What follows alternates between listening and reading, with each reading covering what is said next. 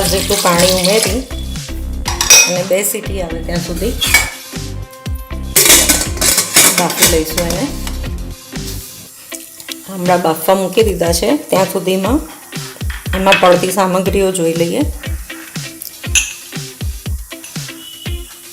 એમાં શેકેલું જીરું લીધું છે, જેનો મેં પાવડર કરી લીધો છે.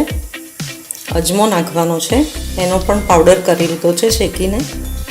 સંચળ છે, હિંગ લેવાની છે, કાળા મરીનો પાવડર લેવાનો છે અને સૂંઠ પાવડર, જે મેં ઘરે જ સૂંઠ આદું સૂકવીને એની સૂંઠ બનાવી લીધેલી, તેનો પાવડર કરી લીધેલો છે. ગોળ લેવાનો છે, મેં કેમિકલ વગરનો ગોળ યુઝ કર્યો છે,